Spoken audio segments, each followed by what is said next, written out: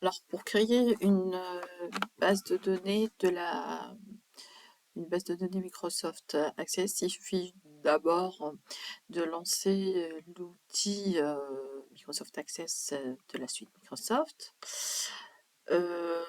Ensuite, on va commencer par créer une base de données vide.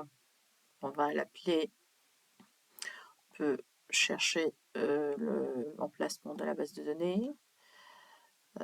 Par exemple, on va la mettre au niveau de la ressource PDD, au niveau du TP3. Là, on va l'appeler client produit. Donc, l'extension client produit 1, sachant qu'on a déjà une base de données qui s'appelle client produit. Donc, l'extension par défaut de la base de données Access, c'est bien ACCDB. On va l'enregistrer. Puis, on va la créer. Voilà, cela nous amène à cette interface-là. On va d'abord commencer, donc on a par défaut une table qui apparaît dans l'onglet gauche. On va commencer à modifier justement le nom de cette table-là. Donc ça sera la table client. Donc il faut l'ouvrir avec le bouton droit de la souris et l'ouvrir en mode création pour pouvoir enregistrer la table avec un autre nom, voilà, client, voilà. Et maintenant, nous allons avoir les différents champs de la table, donc les différents attributs. Par exemple, on va appeler num client. Donc par défaut, il nous fait sortir le premier attribut de type numéro auto, c'est-à-dire il va s'auto-incrémenter ce numéro-là. Il sera considéré comme étant la clé primaire. On va ajouter d'autres champs, donc client. Il sera de type texte court. Donc texte court, on regarde ici, la taille de texte est bien 255 caractères. Prénom client.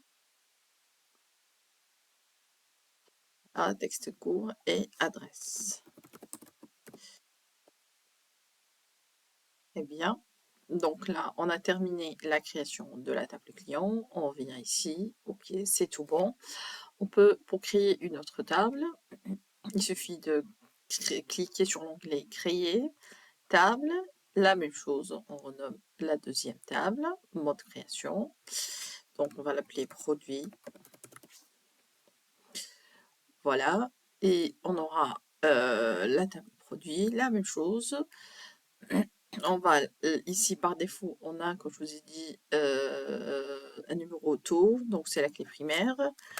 On va appeler num_p, num produit, et un deuxième champ, donc qui est de type numéro auto, donc il va s'auto-incrémenter, et liber produits, type texte court. Voilà, une fois qu'on a ces deux tables, on va créer la table association. Donc on va passer créer la table association. Voilà. Et cette table association sera appelée commander, comme on l'a vu dans le cours. Commander. Hop, il manque un N.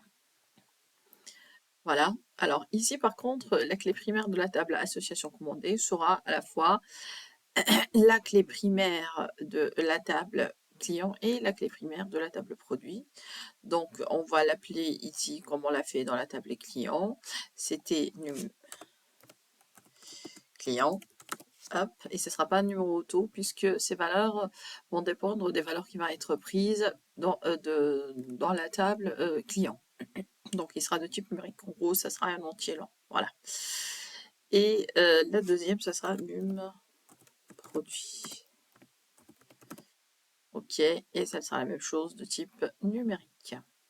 Et ici, on voit bien que par défaut, il y a un seul attribut qui est considéré comme clé primaire. Pour pouvoir en sélectionner deux, il suffit juste de sélectionner les deux champs et de les mentionner comme étant une clé primaire. Voilà. Après, on fera justement, je vous montrerai comment on va dire que ces clés primaires viennent d'autres tables comme étant des clés étrangères. Mais on va continuer d'abord à remplir les attributs de cette table. Commander. Voilà, il nous reste la quantité à commander de type entier, voilà, numérique aussi. On peut aussi ajouter la date de la commande, date commande. Ça sera du type date. Voilà. Donc, ça, on peut enregistrer notre base de données que nous venons de créer. Là, comme on a vu, on a créé les tables. Donc, en gros, ça, ce qu'on vient de créer, c'est le MLDR, d'accord? Ce qui manque, il manque les associations dans le MLDR, les cardinalités de part et d'autre. Donc, pour cela, on va aller dans l'onglet Outils de base de données et aller dans Relations. Alors, dans Relations, on va sélectionner les trois entités qu'on a créées, enfin les trois relations qu'on a créées. Donc, en gros, ça sera, comme je vous ai dit, le MLDR. Donc, et on va les ajouter. Voilà, et on va fermer. Donc, on a bien ici. Alors là, par contre, on n'a pas eu le. Oui, il faudrait que je revienne d'abord. Hop, faire non, du coup, on va enregistrer ces entités, enfin ces relations d'abord, il faut les fermer avant de les, voilà, il faut les enregistrer, les fermer avant de les instancier dans le modèle relationnel. Oui, voilà. Et ensuite, il faut aller dans Outils de base de données et instancier les relations. On va les ajouter toutes les trois. Et là, normalement, voilà, il y aura les champs, tous les champs vont apparaître comme on les a créés dans les tables. Comme je vous ai dit, cet onglet-là, il nous permet de dessiner un schéma qui est semblable ou qui est identique au MLDR. En gros, ici, on a les clés, les entités, on a l'entité association, puisque, comme on l'a vu dans le cours, la relation ou l'association entre client et produit, c'est une relation de type NN.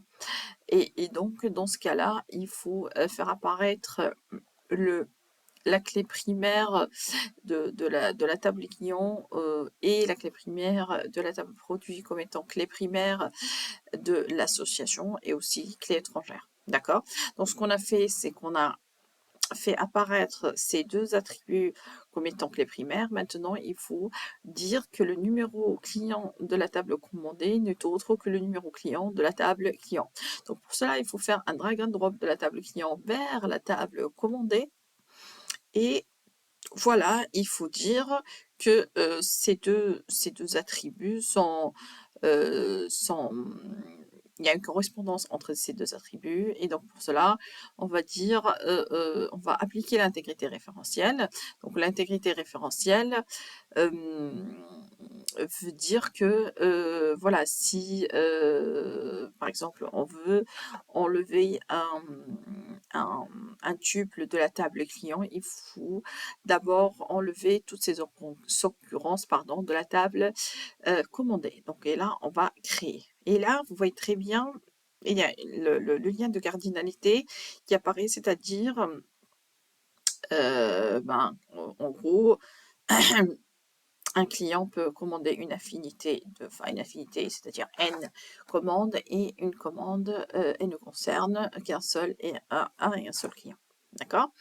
On fait la même chose de l'autre côté, c'est-à-dire on fait un drag and drop de la table produit vers la table commandée, et là on va appliquer aussi l'intégrité référentielle et on va créer la liaison. Voilà. Donc ce qu'on vient de faire ici, c'est on vient de créer on accepte le schéma de la base, le schéma relationnel de la base, sous forme de MLDR. On a essayé de faire apparaître les, les contraintes de clés étrangères de part et d'autre. Et ce qu'on obtient ici, c'est un modèle qui est très similaire au modèle MLDR qu'on a vu dans le cours ou qu'on a vu avec le logiciel Looping. D'accord? Maintenant, on va enregistrer et on va fermer ce schéma de la base ou ce modèle relationnel et on revient aux entités. Alors maintenant, une fois qu'on a terminé la création de la base de données, on va maintenant la remplir. Et là, vous voyez très bien, on a les attributs qui apparaissent, puisque maintenant on n'est plus en mode création, mais en mode, si vous voulez, remplissage de la table. Vous voyez ici, nul client, donc puisqu'on dit que c'est un numéro auto, il va s'incrémenter automatiquement, on ne va pas l'affecter, on va directement passer au nom du client. Donc, le nom du client, on va dire par exemple Dupont, Michel, adresse Nevers, France. Voilà, vous voyez très bien que le numéro de client apparaît automatiquement. Après, si je reprends à peu près les noms que j'ai utilisés dans le cours, Brel,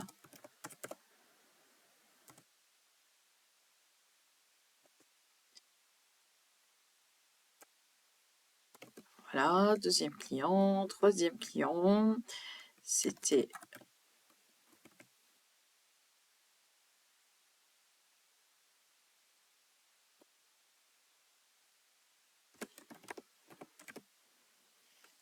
ok, et le quatrième client, c'était,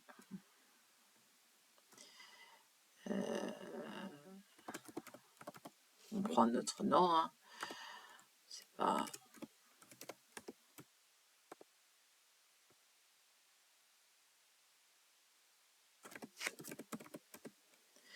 Très bien. Donc là, c'était pour nos clients. On va remplir la table produit.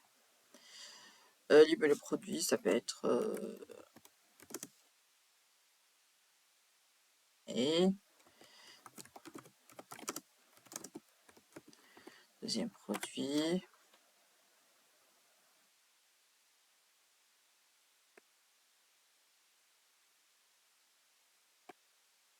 Là.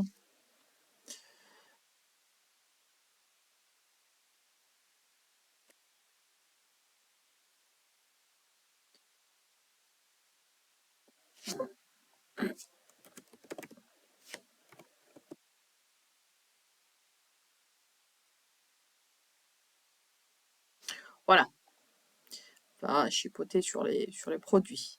Alors maintenant, on va dans la table association et on va ajouter des numéros. Ah, ici, on a le numéro client 1, voilà, il va commander le produit 1 par exemple, et la quantité c'est 2, et la date de la commande c'est 11 octobre 2010. Voilà.